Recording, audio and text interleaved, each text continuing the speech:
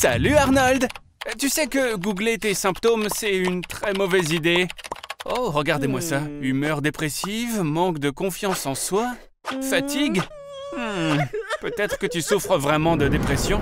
Et peut-être que tu devrais prendre rendez-vous avec un pro ou un psy, par exemple. Il est vraiment important de ne pas s'auto-diagnostiquer et de ne pas s'auto-médicamenter. Alors surtout, ne...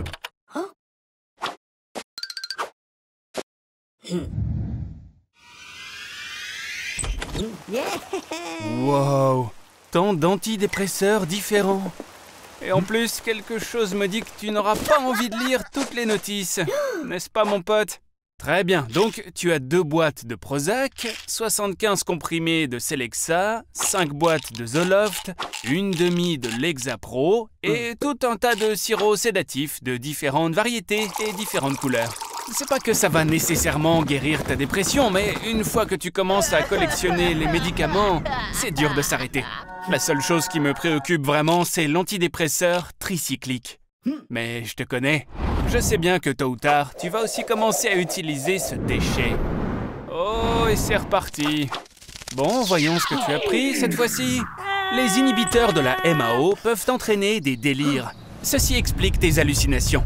Les étourdissements, les tremblements, les crises d'épilepsie, tout ça est causé par les inhibiteurs de la recapture de la sérotonine. L'euphorie et le plaisir que tu ressens proviennent des antidépresseurs tricycliques. Tiens, au fait, est-ce que tu avais remarqué que tu n'as pas mangé depuis 8 heures? Les mannequins prennent parfois des antidépresseurs pour ne pas avoir faim. Et les rêves sous antidépresseurs semblent plus proches et plus tangibles. Alors, Arnie, tout cela était-il un rêve ou était-ce réel? Et maintenant alors, tu ne veux plus faire d'automédication? Attends, Arnold, qu'est-ce que tu fais? Tu ne peux pas jeter les pilules dans les toilettes. Quel ignare celui-là! À cause des antidépresseurs qui se retrouvent dans les égouts, les poissons sont devenus plus agressifs. Tu te souviens que Toby est un piranha, n'est-ce pas? À cause de la fluoxétine qui se retrouve dans l'eau, les poissons perdent leur individualité. Et l'effet est préservé pour les générations à venir.